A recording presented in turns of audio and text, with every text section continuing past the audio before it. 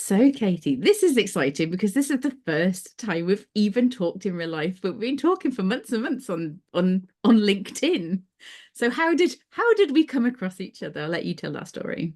How did we know? This is so cool, and I love actually that even though we've been back and forth with messages and posts and reposts and all that kind of thing, it was actually only quite recently that you went, do you know, we're not actually connected. Crazy. So yeah, I think I said, yeah, I was just the noisy lurker on your on your LinkedIn feed, as it turned out. So we first began this actually via Dr. Hayley Lewis Oh, she's back in the lovely. day, and she had posted about your book, Good Girl Deprogramming.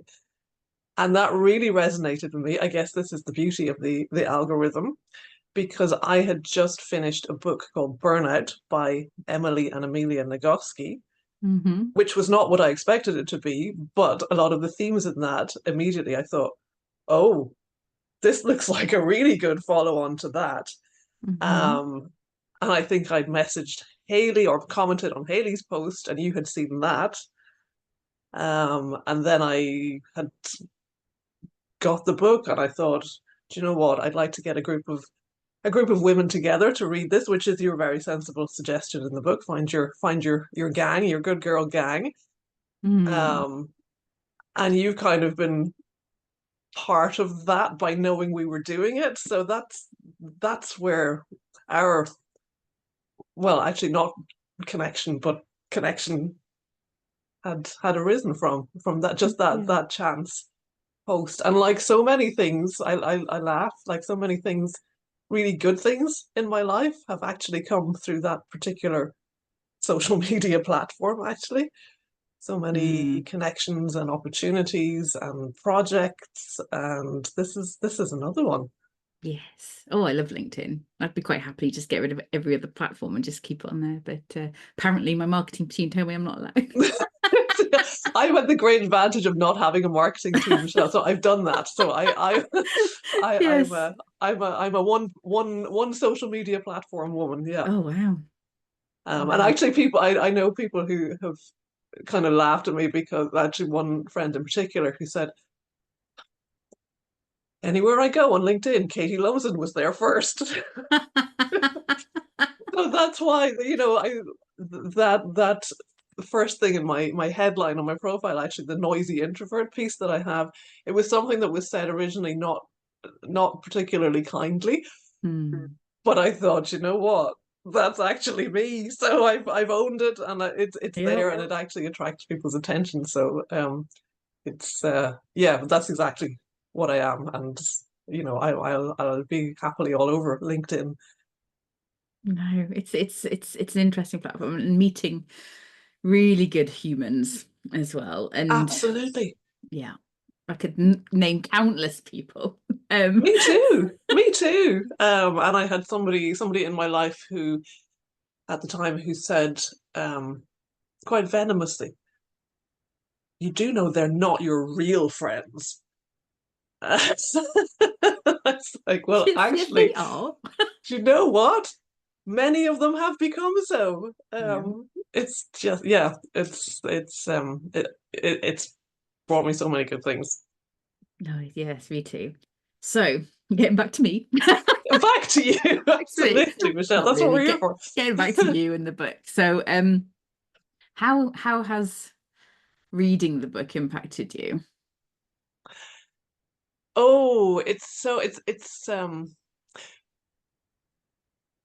again, it's that thing of new eyes to see things. And it's something I was thinking about. I mean, you've spoken to some incredible people recently on your podcast. I last listened to your discussion with Dana Byfield, who is, what a powerhouse, and her embarking on yet more academic studies, for example. And I was thinking, in the context of reading your book, and you cite so many of them in your book, so many well-known academics in the space of feminist studies, for example, and I'm going, well, I'm not that, but what I am is a woman noticing things. and learning how to notice things.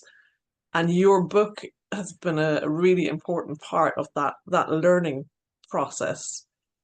And again, having come to it from having just finished that book called Burnout by Emily and Amelia Nagoski, it's just, and because then yours brings that new perspective, like that I had never come across Biderman and his chart of coercion, for example. Me neither.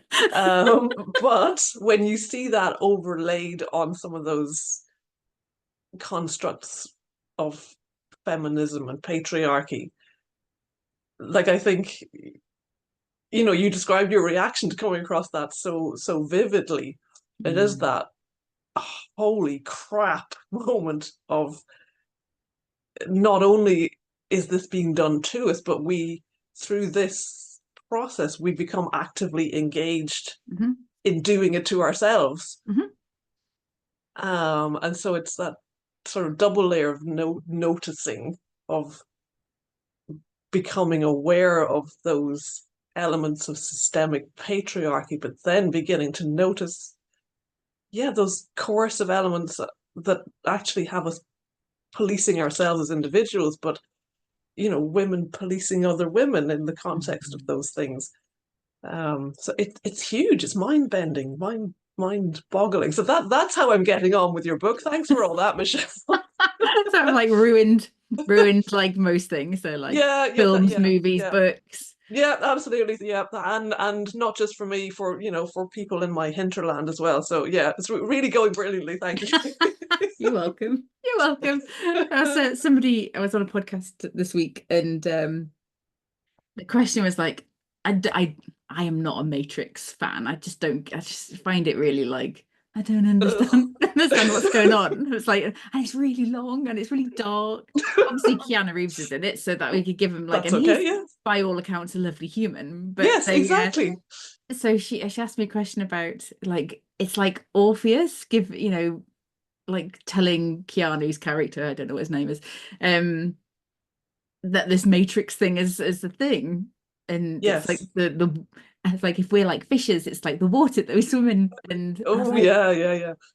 Because we just don't notice it. So the more people that can see what it is and are in their individual teeny tiny group, like just making little changes, that's how we change the world.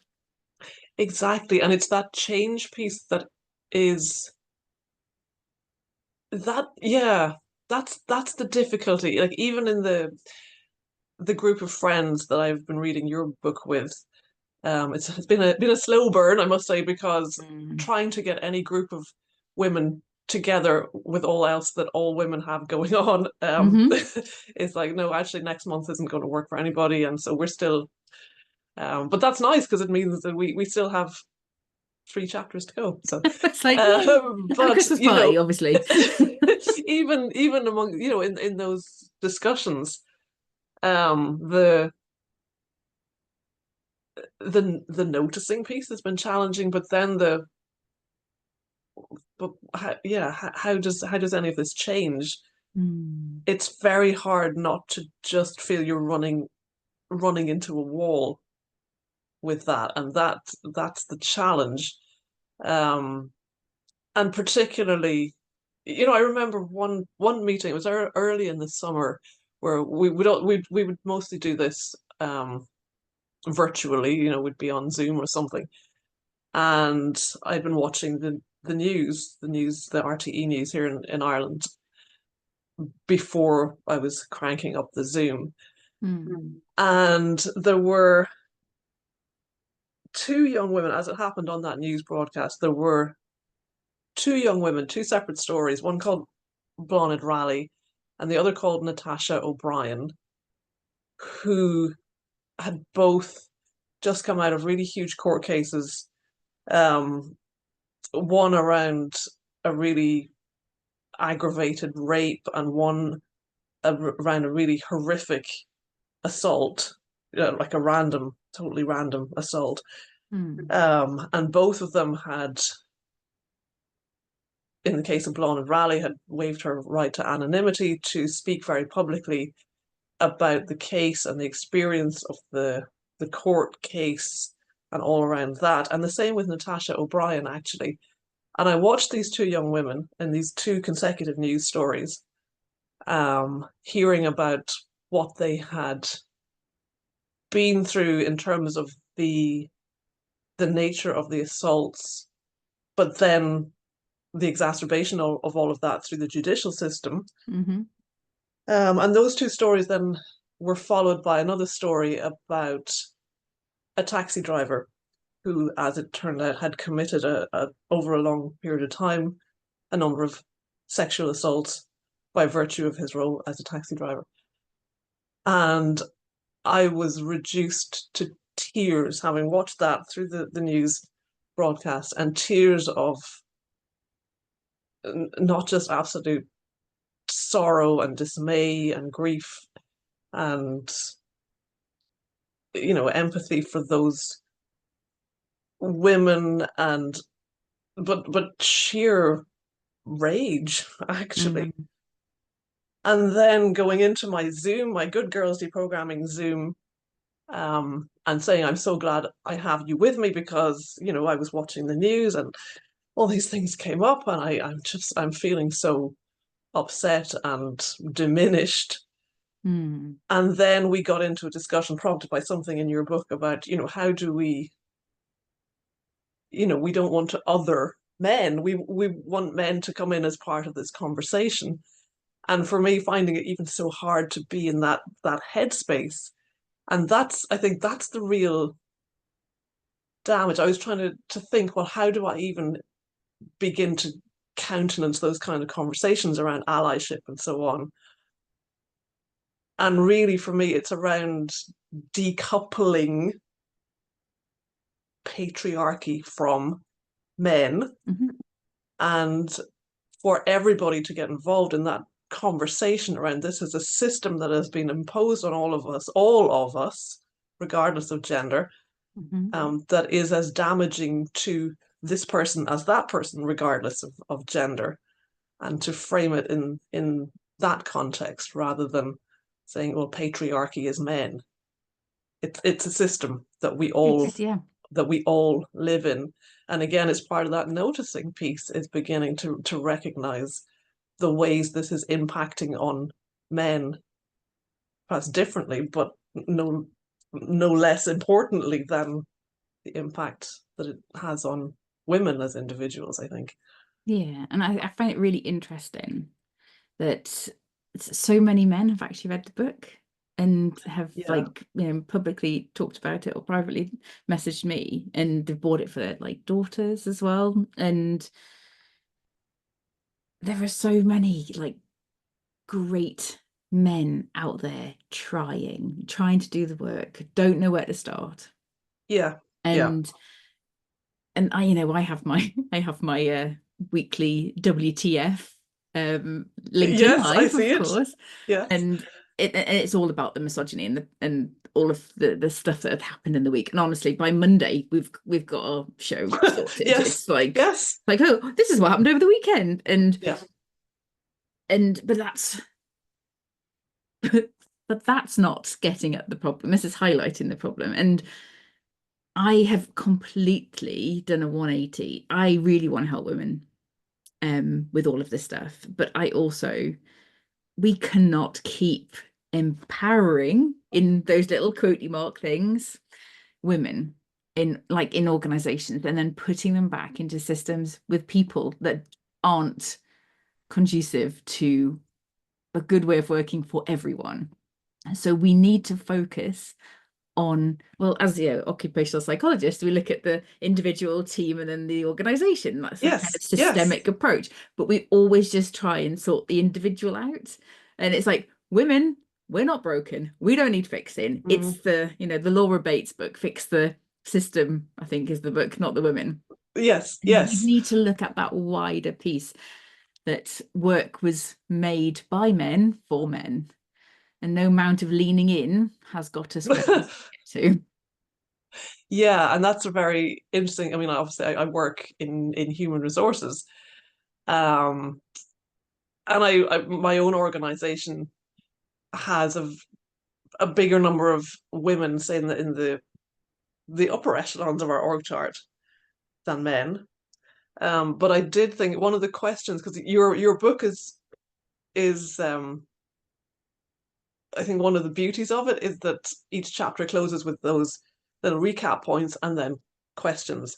And as you rightly say, if you're not, or the likelihood is if you're not reading this with your little gang, it's easy just to go, I'll come back to those questions. And So I never do. and I totally would. Like I'm the world's worst for that. So but one of the questions that I've hung on to is that thing of what would you change to make work better for women? And there are so many things even in that once you start to look at it. In the place I work in, for example, there's one particular boardroom where I can't sit in the chairs for any length of time because I'm not tall enough. And they are big chairs for big men, and they're kind of historical artifacts. We can't, in that respect, we can't get rid of them, but it's just that they're no bloody use for me to sit in because I'm not tall enough. Yes, I've been in those ones, like you can hardly move them because they're so heavy. That exactly, Like, exactly those ones. Can I take a cushion in? Yes, I know. I'm my footrest. Yeah, slide out and underneath. So it's those very practical things as well as the systemic. And I know, there's again increasing awareness and noticing of those things. But we just, even as women, I think we take so much of that for granted. Like we don't see it. We're not even seeing our the water we're in, to come back to that analogy. So even to interrogate a workspace, never mind a workplace, but just a workspace in terms of how would this work better for women? Proximity to toilet spaces and things like that. And at my age and stage, where perimenopause is very much an impact, it's and talking to other women who are experiencing those same things, it is those, how close are you to a window? If suddenly flooding happens, how close are you to the bathrooms? And are there things there? Do you have that box of things that are going to help you in that situation? And just once you start down that road, again, it's that noticing piece. So that's before you even come to the bigger systemic things. It's all connected, but just in your own little work environment, the desks, the chairs, the locations, all of that. And I do, part of that comes into my remit as a human resources practitioner as well. And it's fascinating. Yeah. It's like, oh, look, even the chairs were built for dudes. Yes. Yes. Yes. And that's where you get to, is the it's like, where do I even start? Where do we even start, Katy? What do we do? And again, it's that double-stranded thing of it takes us to notice and then start to form that call to action, but it needs the allyship. And I think that's where I even ran into the ground with the allyship piece. That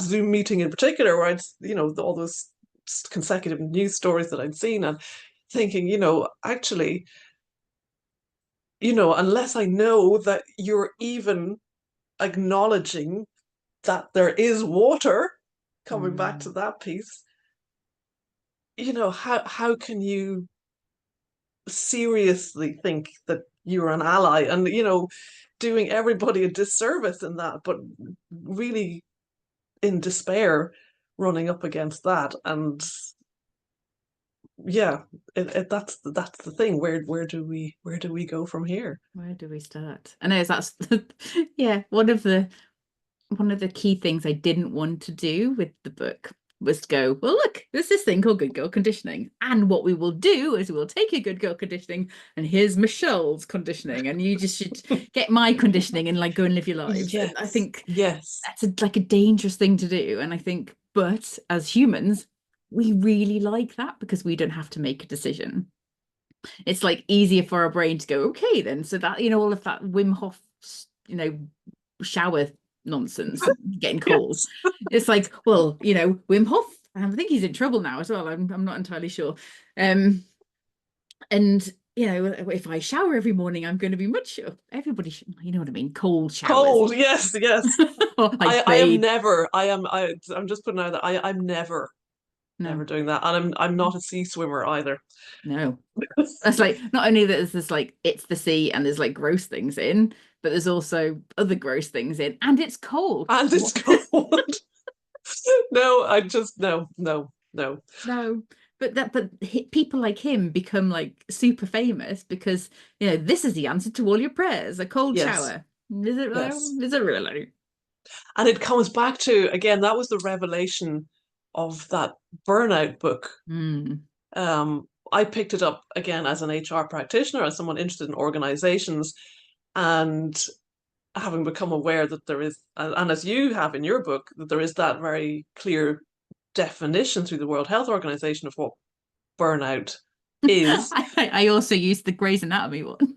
Oh, I forgot. Yes, I'd forgotten. It's like Meredith Grey, she's so wise. Oh, yes, thank you. I'd forgotten that one. Where was I going with that?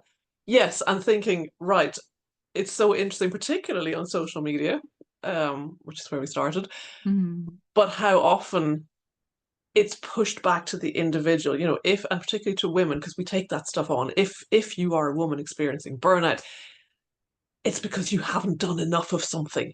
You haven't had enough cold showers, or you know, and it's pushed back. And I'm always trying to bolster the idea that no, this is a systemic thing, and it's why I picked up that book, Burnout. I thought, oh, okay, because I had become aware of Emily Nagoski in particular in her role as a sex therapist and a sex educator, and I thought, oh, she's written a book on burnout. That looks interesting. But what I hadn't expected was that essentially it's a book about patriarchy, and in its fullest systemic extent, and the way in which, the exhaustion of women has been weaponized and has become political, increasingly so, I think. And so it was not at all what I expected. And again, it just opened eyes, and suddenly I was, you know, noticing and going, oh, well, yeah, the box is open now. So yeah, no, just when I was thinking of that, what you were saying about the gurus and the cold showers, that connects right into what I uncovered through their work, and that's book that I thought was going to tell me again. Yeah, I thought they were going to tell me how I could fix feeling exhausted, but actually came out of it going, yeah, there's a system that has a vested interest in you being exhausted. That's what it was. It's bonkers, isn't it? But yeah, I do believe that everybody has, you know, autonomy and agency to make their own choices and decisions and what works for them, because there's nothing more frustrating. I actually sent James, my partner, there's a thing I saw on Twitter this morning. It's like 6 months to totally transform your life. And there's this like list of things, and I was laughing. And it's, hang on, I'll have to find it. That's not it. It just says, this is... So yes, how to get your life together in 6 months. And there's like, I'm just showing that to the camera if you're on YouTube. Oh, amazing. So there's probably about 50 things on there. And I'm like, excellent. So that's going to totally distract us from systemic patriarchy while we're working through that. And it's like, you know, commit to practice a mental skill, language, instrument at least 3 times a week. You have to sweat 5 times a week while you're doing your instruments. Like... yeah, sweating, water drinking, making a vision board, make a 1, 5 and 10-year life plan. I'm like, I'm exhausted. You've lost me. Like, I'll put it in the, if I can, yeah, I will do it. I'll put it in the show notes just for giggles. But wow, it's like this, and that is like the opposite of what I want anyone to do. Yes, thank you. You're welcome. Yeah, exactly that. Yes, we are going to solve our levels of burnout and face into this systemic issue by doing more stuff. I mean, how illogical is that? But yeah, we take it on. I know. So often we take it on, and the beauty of, I suppose, systemic patriarchy and the way, and again, your introduction through the book to Biderman and his chart of coercion is the cleverness of having a system that oppresses us, changes the way we are and behave, but that we actually do that to ourselves in so many cases. Like that, we self-police, we actually judge other women, and that's the really chilling thing in it, that we actually become complicit in our own oppression. Yep. And it's, I always have to say to myself, when I see women being mean to other women, when I see that blatant internalized misogyny coming out, I have to say, hundreds of thousands of women marched against women getting the vote. Yes. And that's kind of like, I've got like two of like, people haven't, not everybody in the world has heard of Brené Brown is my other one. So sometimes I think it's like, well, all of this is really obvious. But Michelle, people in the world haven't even heard of Brené Brown. So yeah, but yeah, it's the handmaidens of the patriarchy are very interesting people. Yeah. I'm going to give you a little aside on Brené Brown. Actually, I had the great privilege of participating in a book project in 2020, kind of by accident, and again through LinkedIn contacts. And it was a co-authored book on leadership, but a slightly different perspective. It was into the more kind of spiritual aspects of leadership, for example. So we wrote a chapter each, and it was launched through a US publishing house, launched on Amazon. And I have a screenshot of it in a particular category. We knocked Brené Brown off the #1 spot. So I'm like, yeah, whatever else I do in life, sorry, not sorry, Brené, for that split second in time. We actually, Brené Brown and Matthew McConaughey in another section.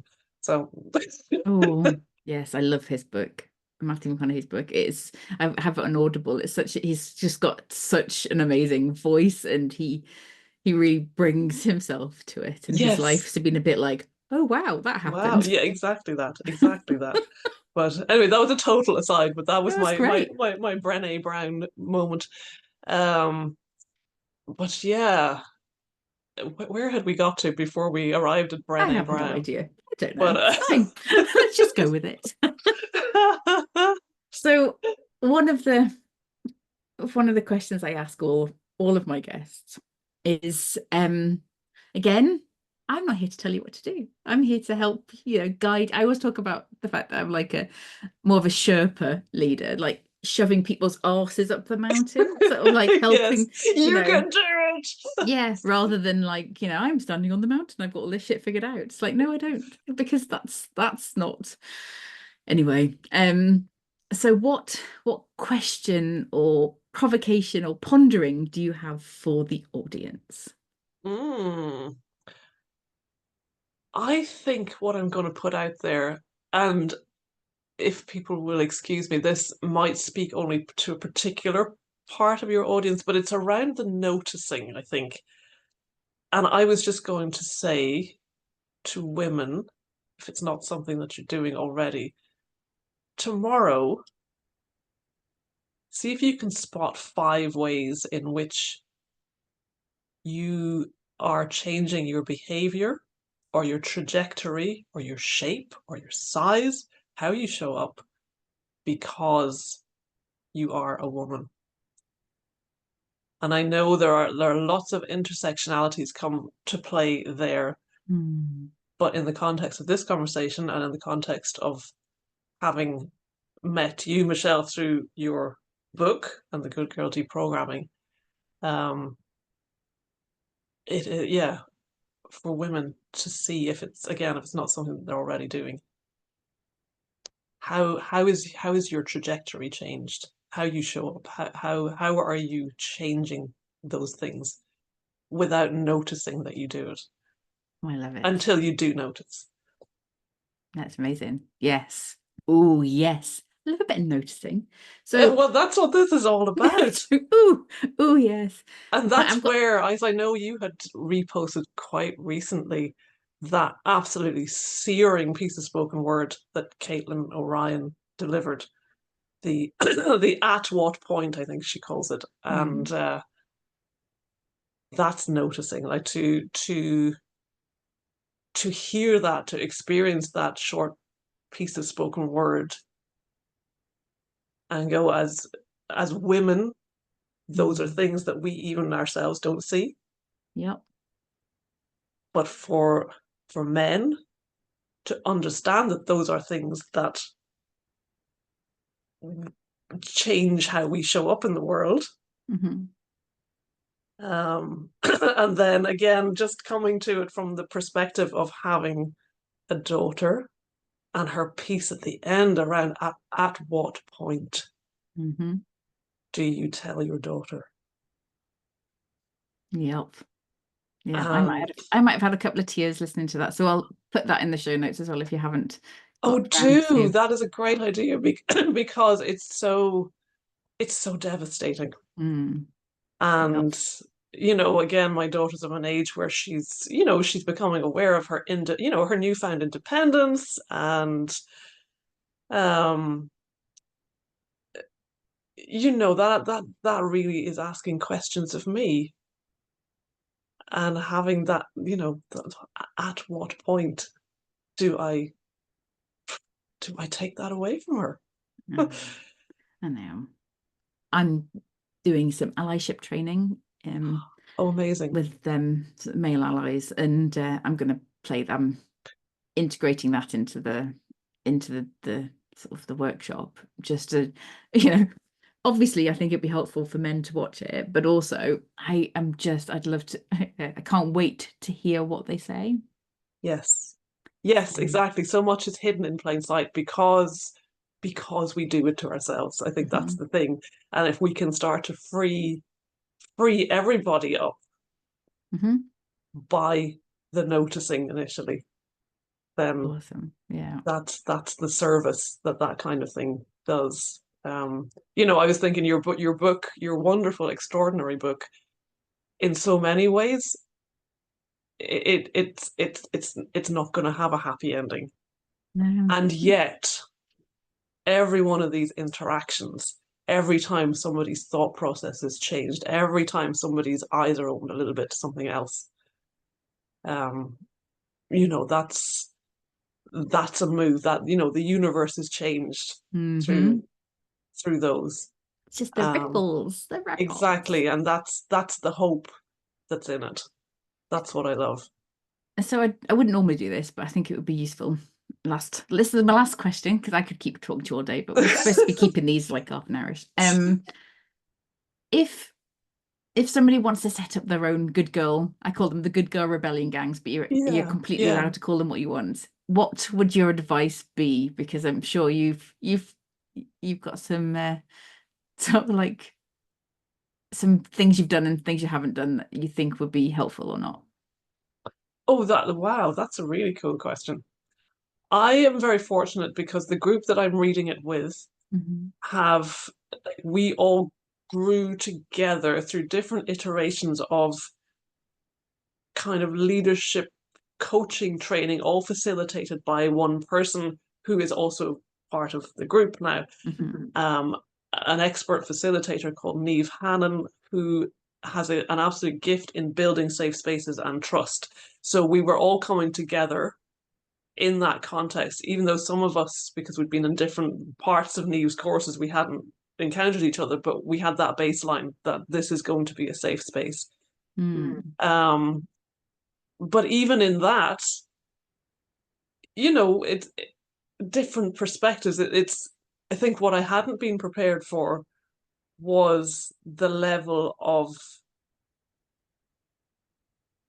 to the extent to which I would be challenged by some of the perspectives of people who are perhaps more conciliatory than I was prepared to be initially, and really having to go, well, I trust this person implicitly, and so what is it in what they're saying that is so difficult for me and so challenging, and asking them a bit more about it. And, it's really informed how I've thought about it. So I think it's that, it's that baseline piece of trust and time. We'd set ourselves an hour on a Monday evening or something to discuss a couple of chapters at a time.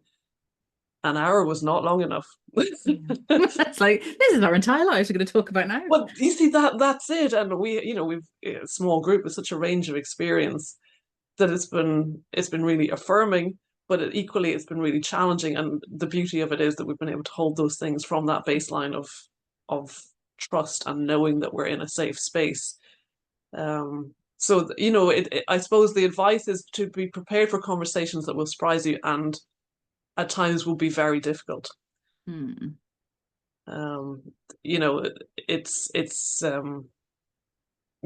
really profound, but I think while I could have read the book and I would have got an awful lot out of it, it's just been transformative because of that group context, which you so wisely recommend very early in the book, actually.